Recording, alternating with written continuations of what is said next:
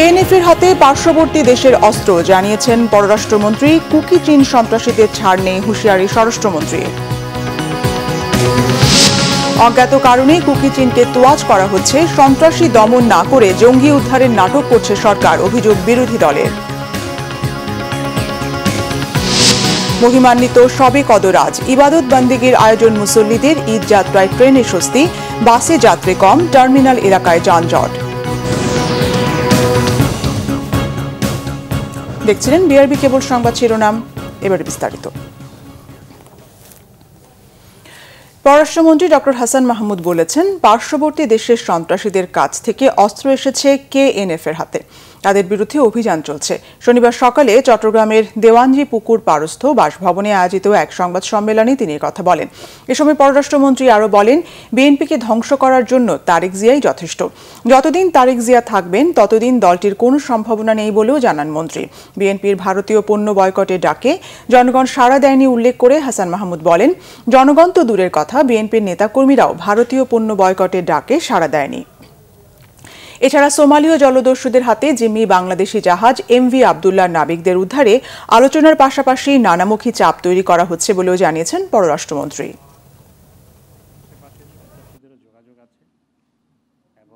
এখন তাদের বিরুদ্ধে সাঁড়াশি অভিযান শুরু হয়েছে। ইতিমধ্যে ব্যাংক ম্যানেজারকে মুক্ত করা হয়েছে এবং সরকার তাদেরকে নির্মূল করতে বদ্ধপরিকর। তাদের সাথে আশেপাশের সন্ত্রাসীদেরও যোগাযোগ আছে এবং পার্শ্ববর্তী দেশের সন্ত্রাসী কর্মকাণ্ড ইতিমধ্যে যারা ঘটিয়েছিল তাদের অস্ত্রশস্ত্র তাদের কাছে এসছে বলে জানা গেছে। যারা হাইজ্যাক করেছে তাদের সাথে আলাপ আলোচনা চলছে এবং নাবিকরা ভালো আছে। যেহেতু আলোচনা অনেক দূর এগিয়েছে, আমরা আশা করছি সহসা তাদেরকে মুক্ত করা সম্ভবপর হবে। যতদিন তারেক জিয়া তাদের নেতা থাকবে, বিএনপির ততদিন কোনো সম্ভাবনা নাই এবং বিএনপিকে ধ্বংস করার জন্য তারেক জিয়াই যথেষ্ট। স্বরাষ্ট্রমন্ত্রী আসাদুজ্জামান খান বলেছেন, কোনো অবস্থাতেই পাহাড়ে আইনশৃঙ্খলা পরিস্থিতির ব্যাপারে আপোষ করা হবে না, সন্ত্রাসীদের ছাড় দেওয়া হবে না, সন্ত্রাসী গোষ্ঠী কুকি চীনের সদস্যদের নির্মূল করতে যৌথ অভিযান চালানো হবে।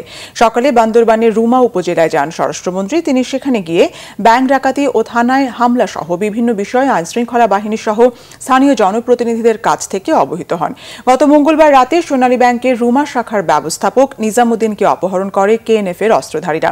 তারা পুলিশ ও আনসার সদস্যদের 14টি অস্ত্র এবং 415টি গুলি লুট করে নিয়ে যায়। বৃহস্পতিবার রাতে মুক্ত করা হয় ম্যানেজারকে। ওই রাতেই সন্ত্রাসীরা থানা ঘেরাও করে হামলা চালালে পুলিশের সঙ্গে তাদের গোলাগুলি হয়। ওই ঘটনার পর থেকে বান্দরবানে থমথমে অবস্থা বিরাজ করছে। এই শান্তিপ্রিয় এলাকায় যেখানে শান্তির সুবাতাস সবসময় জড়িত, এখানে অশান্তি হোক এটা আমরা চাই। আমরা অবশ্যই এর কারণ কারা করেছে, তাদের সহযোগিতা ছিল, সবগুলি আমরা বের করবো এবং আমরা আইন বিএনপির সিনিয়র যুব মহাসচিব রুহুল কবির রিজভী বলেছেন, শুধুমাত্র আইন শৃঙ্খলা বাহিনী এবং বিজিবির উপর নির্ভরশীল না থেকে অবিলম্বে দেশের সীমান্ত জুড়ে সেনা মোতায়েন এখন সময়ের দাবি।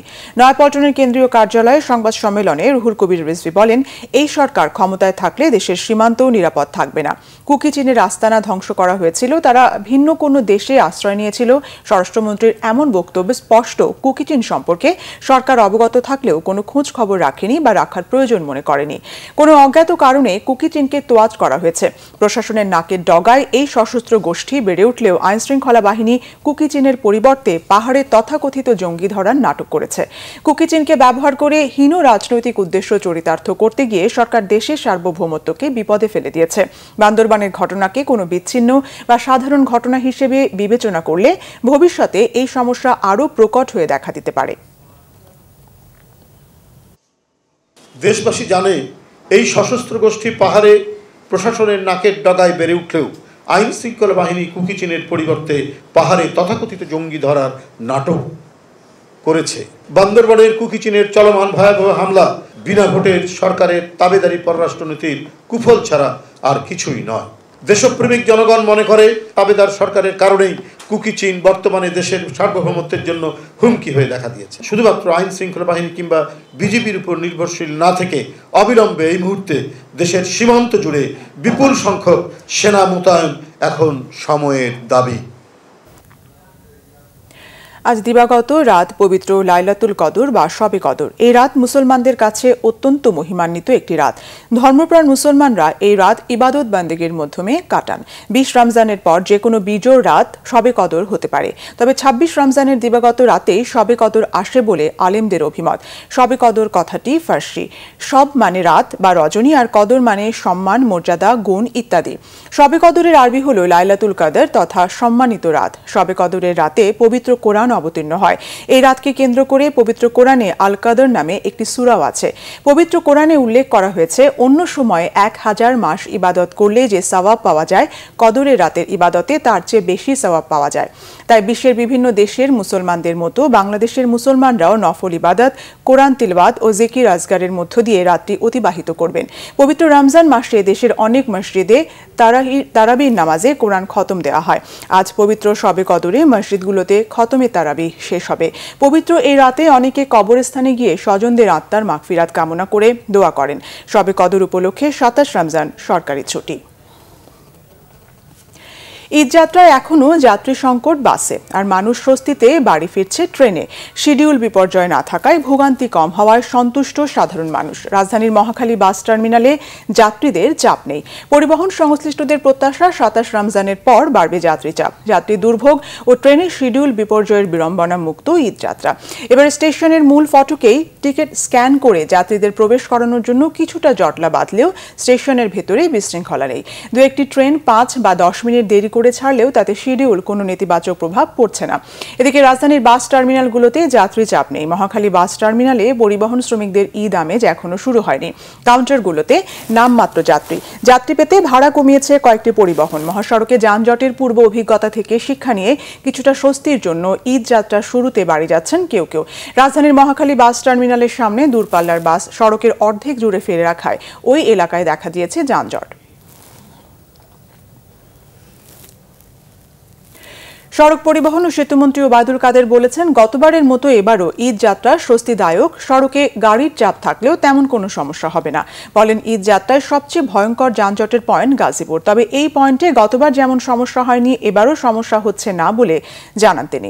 সকালে সচিবালয় থেকে ভার্চুয়ালি যুক্ত হয়ে মেঘনা টোল প্লাজায় ইটিসি কার্যক্রম, এলেঙ্গা হাটিকুমরুল রংপুর মহাসড়কে একটি রেল ওভারপাস, 7টি ওভারপাস এবং 2টি সেতু উন্মুক্তকরণ অনুষ্ঠানে এসব কথা বলেন তিনি। ঈদ যাত্রা স্বস্তির করতে ওভারপাসগুলো বিশেষ ভূমিকা রাখছে বলে মনে করেন সড়ক পরিবহন ও সেতুমন্ত্রী।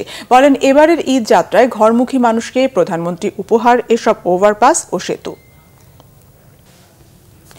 এই ছিল এখনকার মতো। পরের সংবাদ সন্ধ্যা 6টায়, এর আগে 5টায় নিউজ টপ 10। এছাড়া বাংলা ভিশন সংবাদ ও সংবাদ সংশ্লিষ্ট অনুষ্ঠান দেখতে ভিজিট করুন www.bvnews24.com ও facebook.com/banglavisionnews এবং সাবস্ক্রাইব করুন youtube.com/banglavisionnews। ধন্যবাদ।